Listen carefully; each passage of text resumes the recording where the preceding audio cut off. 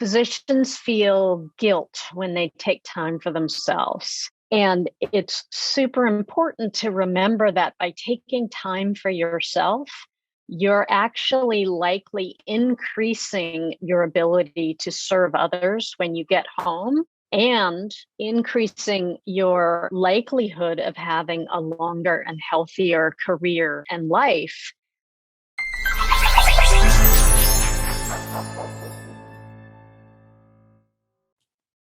Hello and welcome to DocWorking, the Whole Physician Podcast. I'm Jill Farmer, one of the co-hosts of the podcast and lead coach at DocWorking, and we are so glad you're here. As always, this episode is brought to you by DocWorking Thrive, where you can get coaching, peer support, and everything you need to move from burnout to being more balanced in your life. Today, we're talking about vacation and how sometimes, if you're not intentional, you may not be getting what you actually need for your work and life in terms of a recharge to your batteries from your vacations. And here to have this conversation with me is one of my favorite people to have conversations with about all things related to thriving and to coaching yourself and to getting coached toward the life and work that you want to live. And that is Victoria Silas, MD. Victoria is a retired pediatric orthopedic surgeon turned coach and a traveler extraordinaire who, as a very busy and overworked surgeon, had to learn how to let vacations make her work and life more balanced and help sustain her very challenging work. So Victoria, as always, thank you so much for being with us here today. Thanks, Jill. I love talking with you about all of these topics that come up so frequently for our physician clients. Yeah, and it is a funny one, right? People say to me, well, how does somebody have to learn how to do vacation? I've had physician clients say that to me. It's like, I feel like somehow I don't know how to do vacation right because I end up feeling tired or I avoid it because it feels like it takes so much planning ahead of time that it's easier if I just don't even bother to take all my vacation days. Things like that I see as red alerts because I know that in order for the very, very challenging work of being a physician or a healthcare professional, you have to take breaks. You have to change the channel in your brain and give both your body and brain a chance to do something different in order to make this sustainable. I totally agree, Jill. I mean, there are any number of studies now that look at how vacation actually increases productivity. It increases creativity. It also decreases stress. And there are health implications as well as mental health implications. We're actually finding that people who don't take vacation actually increase their risk of stroke and heart attacks because they're not giving themselves that opportunity to de-stress. So vacation is that not just a fun thing. It's not just, I'll get to get away from work for a little while. It's actually good for your well-being, both mentally and physically. And I think a lot of people aren't aware of that. In the culture that we have in the United States, which tends to grandize overworking and to even sometimes try to, I don't want to say we totally are trying to push people toward workaholism, but we don't push people away from workaholism either. And in that culture here, there tends to be sort of this pat on the back for people who do overwork and maybe don't take that time. And so that's always fascinated me as somebody who loves to look at productivity and how to make work sustainable for the long haul and not this thing that fries us to a crisp that we give our all and then leave with great resentment. So I have for a long time looked into what other countries do. And there's a lot of productivity studies around the world that show that in countries, which is pretty much all of Europe and other parts of the world as well, the people tend to work far fewer days per year, take vacation more often. It's much more normalized to take a few days off and then also to take longer breaks than a lot of times we allow or that people are used to taking in healthcare. And they still have higher productivity rates working far fewer days per year and far fewer hours in the day. And I think it's something that we just have to really begin to normalize from a big picture in our country as well. Yeah, I completely agree with that. I know for myself when I was working, so 1 year, and this was kind of early-ish on, it was a while back, and I ran the call schedule. And so frequently I wouldn't choose my vacation time until I saw like where my windows were. And this was also back before I started traveling with others so much. And one summer, I just didn't take any vacation time. Summer's a really nice time in the Pacific Northwest, so I don't usually go away. I like to be here.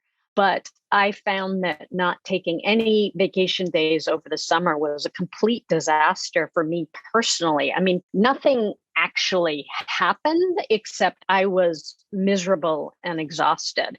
And that's when I realized that I really needed a week off every 2 months just to remain normal. I mean, not even recharge, but like to get back to a normal mental health state.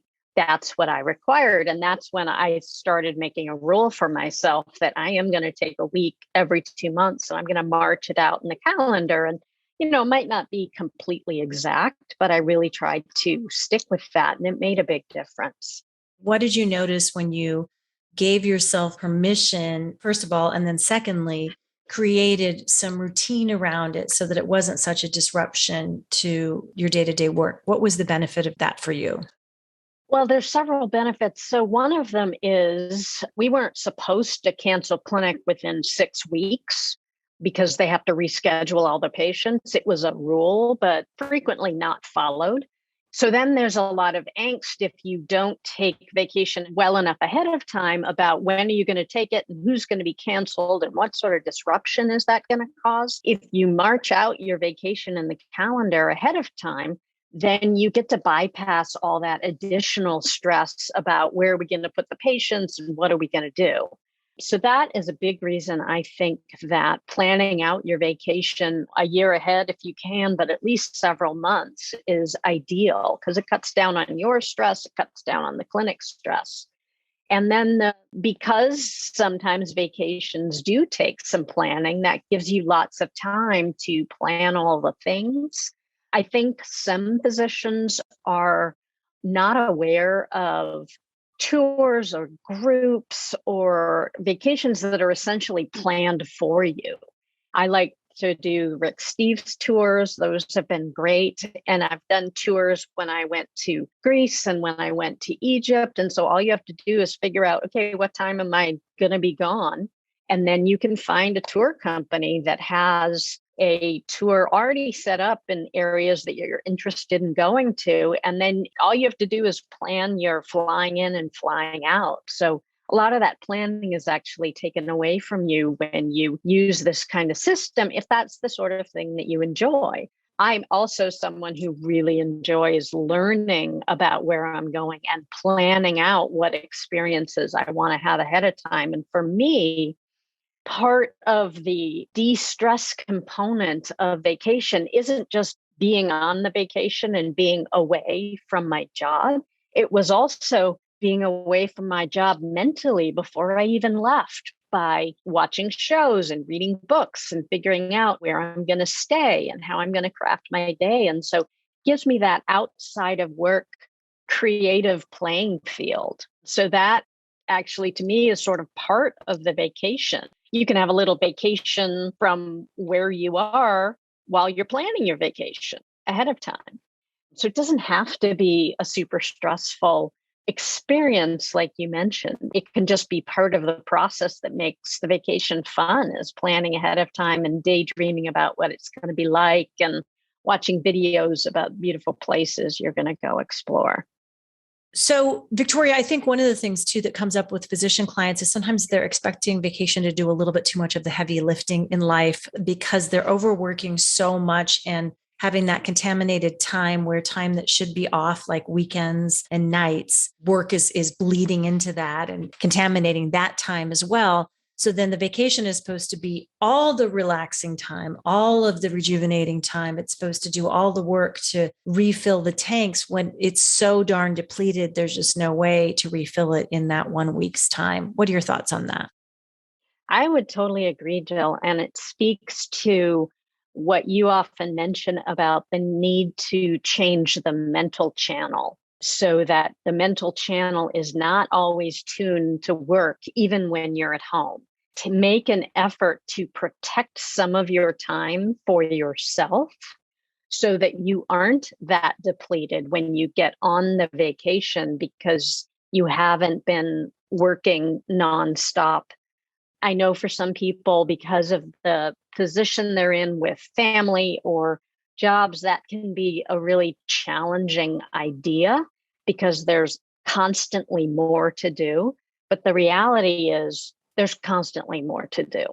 And so you can either do it and still have more to do, or you can not do it and still have more to do. But having taken at least some time for yourself so that you're not quite so depleted when you leave work and step into that vacation time.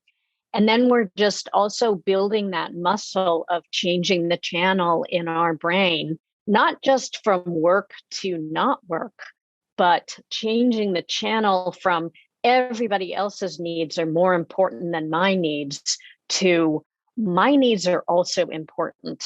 And for me to take the best care of other people, including my patients, I have to take care of me. Otherwise, I am not going to be at my best. Yes, beautifully said. One of the challenges I hear, though, from some of my clients, and so I think it'd be fun to workshop this with you to see your thoughts on it. They get into that there are so many places they want to go, and that sometimes tendency of the physicians to be perfectionistic. It's like, well, but how do I find the perfect place to go and the perfect way to do that place and learn all the things about that? And so those tendencies lead them to analysis paralysis, where there's just end up not doing anything. And then will convince themselves, well, I'll just go ahead and do a stay-at-home vacation, which a lot of times is code for beat myself up for all the stuff I didn't get to at home. And so I'll work then. And then there's resentment and the lack of the benefits and the stress relief and the changing of the channel in your brain and the new neural pathways that come from doing something different. So what do you say to somebody that's like, it's just so overwhelming to try to plan that trip, and the planning isn't part of the fun for me? It makes me feel stressed out and overwhelmed. Well, I think the great coaching tip for too many choices is to just pick a direction and go in that direction, and then you'll get feedback.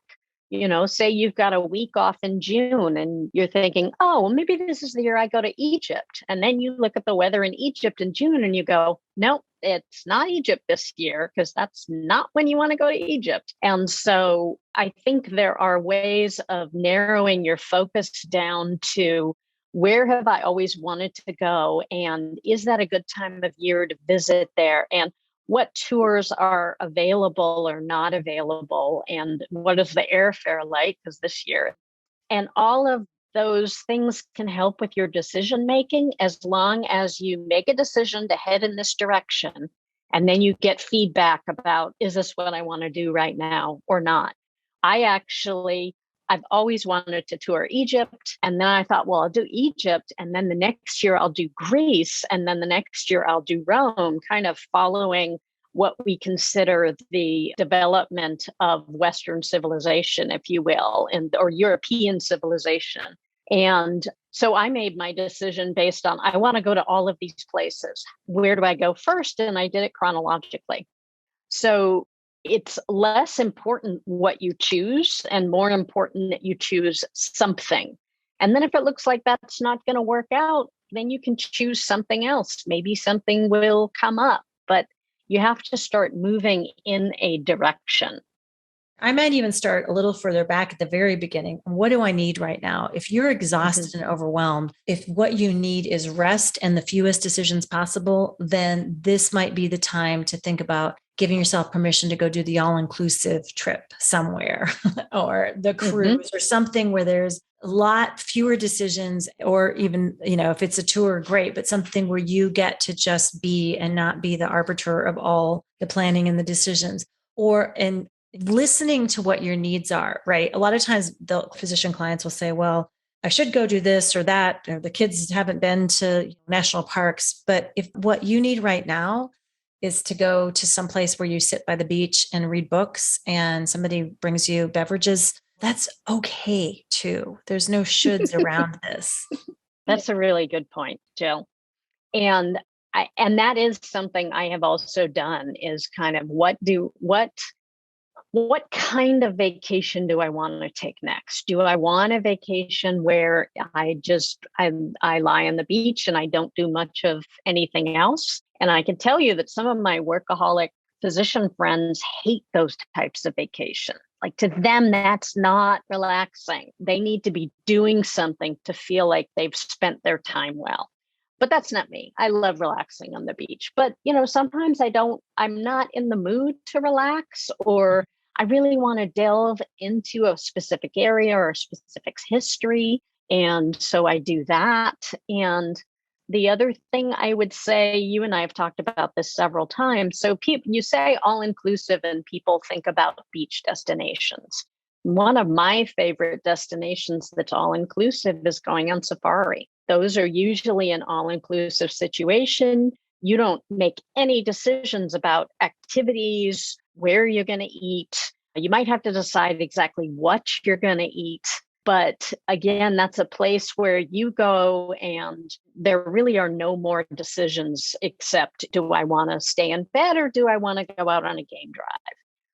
I love that. My husband and I have done a biking trip and are going to get ready to do another one that's run by a company that, again, it's all inclusive. Everything is taken care of. Yep. They bring your bikes, they haul your stuff to the lovely hotels. If you're tired in the afternoon, you don't want to ride with the rest of the group, you ride in the van back to where you want to go. So there's a lot of just care that I think goes into it. And I think what's interesting and what's fun, but also back to those deeper needs. What do you need right now? And in most cases, for overworked physicians in this season of COVID continuing, post-COVID, however you want to label it, it's really important that you set that intention for yourself ahead of time, or who do you want to be? How do you want to feel in this experience and when you're done? And our producer, Amanda, brought up a point that a lot of times people will talk about needing a vacation from the vacation. And that can be a tendency. If you're somebody who tends to cram things in, you may want to pay attention to whether you try to do that to yourself in vacation time as well, and whether the result of that is that you end up recharging your batteries and getting the break from the stress and overwhelm during your vacation, or whether it's just changing the flavor of the same kind of stuff that you're choking down that isn't really working for you. What do you think about that? I think those are great points. And I think the answer is going to be different for different people. As I mentioned, I know people who do not find relaxing as an activity relaxing. They like to go do things in their spare time that I would consider hard work, like deep sea fishing, or shrimping, but they get a tremendous amount of satisfaction from doing those activities. So even though, someone might say, well, that doesn't seem relaxing, to them it is. And it would be much less relaxing for them to go to a more traditional relaxing vacation because they don't enjoy it. So the important thing there is to make a plan, take the vacation, and then spend some time reflecting after the vacation on, did that vacation do what I wanted it to do? Did it give me the feeling I wanted to get? And if not, okay, well, maybe I need to schedule less activities, or maybe I need to schedule more activities. So paying attention to your own experience gives you important feedback about what are the things that really refresh you, as opposed to giving you additional stress when you're supposed to be having a good time. Yeah, beautifully said. And for those of you who are parents of children, we know that can be wonderful to have that family time together and the change of schedule, and it can also be exhausting. And so I often will tell people it's okay to take the 4 or 5 day trip with the family and then give yourself a day or two to just sort of be home and rest and recover. And again, it's giving yourself permission to play with, can I make more space in this experience? Can I change the pace, the intensity from which I do things on a daily, weekly, or monthly basis in my work, and notice if that is part of the rejuvenation and the things that feel good and helpful about being on vacation. Being a little bit experimental and playful with it, I think, can be really helpful as well. Just because it's just easy to carry out the patterns of the way we do things in that day-to-day work life and impose it into that vacation life. And I guess that's my fun challenge I want to give people is, can you play with what it looks like to really let yourself get into a different pace? And like you said, you're learning stuff at work and you're working hard at work, but the way you learn things on vacation is really fun and invigorating and interesting for you. So it's not that you're completely turning yourself into a different person, but you're really changing the pace and the path and the pleasure that you're allowing to move into that space. Is that a fair way to say it? Yeah, I would agree with that. I think you're also changing the challenges and potential stressors. And so that's a good thing to be aware of. What was challenging on your vacation? Maybe you don't want to do so much of that on your next one, or what was stressful, or what stress did you bring with you, or did you create? At one point, one of my partners was on an extended vacation to Italy, more than just a week. And the staff would come ask me questions about his patients, which is, of course, I'm happy to deal with because that's what you do. You cover for each other. But then he kept checking the EMR from Italy, and he would see the question in the EMR. And so he would write back with another plan that was different from mine. I mean, both plans were fine. It's just we think about things a little differently. And, in both cases, the patient would have gotten the care that they needed. Well, now the staff doesn't know what to do. And they don't want to bother him in Italy, but they want to do the right thing by his patient. And maybe we've already reached out to the patient, then we change the plan, and the patient starts wondering what's going on. And I think that from his perspective, he thought he was being helpful by checking in that way. But when you're checking in like that, you're not really where you are now, which is, in this case, in another country. And although you perceive it as helping out, it actually was not something I experienced as helpful, and not something the staff experienced as helpful. So this idea that you need to check on all your patients while you're on vacation, there may be some instances where you need to do that when the patient's had a complication, or obviously solo practice is going to be a slightly different situation. But there needs to be a certain amount of trust that you've left your patients in the hands of your partners. They do know, the super secret ways of getting in touch with you if it's absolutely necessary. But I think one of the things in physician culture that is less healthy is this idea that you have to do everything yourself, and that you're the only one who can fix a particular situation. And oftentimes that's not true. There are other people that you can and should lean on in those instances so that you get the most out of your vacation. They get the most out of the staff who's left behind during the vacation, and the patients still get cared for. Wow, that is so beautifully said. So from that, I want to convert that into a permission slip for all of you that are listening to do exactly what she said. Let work be at work so that you can get that break, because that break is important and integral to you experiencing the benefits of the reboot that you can get from a vacation. In addition to that, have fun if you can with playing and planning. But if it feels overwhelming, don't be afraid to offload that to somebody else, to something that's all inclusive and already planned, a travel agent, a trusted friend who loves doing that kind of planning, anything like that you can to make this experience of being on vacation do what it can to help keep your tank full for the long term, so that you can keep doing the important work and living the life that you want to live while you're doing that work as well. Any other final thoughts, Victoria? Well, I think that was really well said, Jill, as always. And I would just reinforce this idea that physicians feel guilt when they take time for themselves. And it's super important to remember that by taking time for yourself, you're actually likely increasing your ability to serve others when you get home, and increasing your likelihood of having a longer and healthier career and life than if you don't take vacation. Because there are some very good studies that demonstrate an increased risk of mortality in people who do not take as much vacation as their peers. And so by taking that time for yourself now, you're actually helping your patients in the future because you're more likely to be available for them, both emotionally and intellectually and even physically.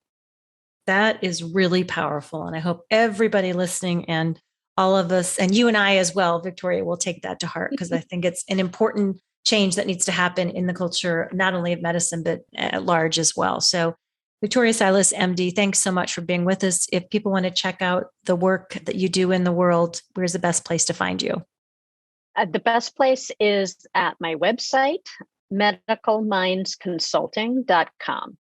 Medical Minds Consulting. Also, if you sign up for any of our Thrive programs at DocWorking, Victoria is one of the lead coaches that, along with me, provides coaching, kind of like what you heard today on the podcast, to help you in your life and work to feel like you are thriving in all fronts. And we want you right now to go to docworking.com and take our burnout quiz. It only takes a minute or two, and you're going to have results that tell you where you are on the burnout to balanced continuum.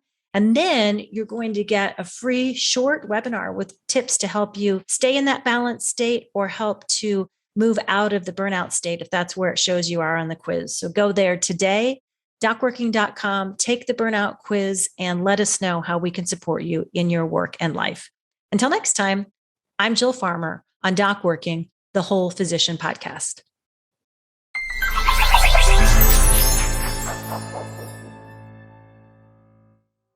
At DocWorking, we're here to help you maximize your potential on your own terms and help you live your best life. You told us what you need and want, and we built this for you. Whatever your journey is, you have options. You can choose to live the life you want to live. We see you. We get you. And now let's get you in the driver's seat of your own life so you can find purpose in your work and everything you do and every choice you make. Top executives, athletes, actors, all achieve greatness with the support of professional coaches. As a healthcare professional, you deserve ongoing coaching support toward achieving your career goals and living your best life as you define it on your own terms. We have created this specifically for you with CME credit at docworking.com. Please go to docworking.com and check out our quick Balance to Burnout quiz to see where you are on the Balance to Burnout continuum right now. The results might surprise you. Taking this simple first step may change your life for the better. And until next time, thank you for listening to DocWorking, the Whole Physician Podcast.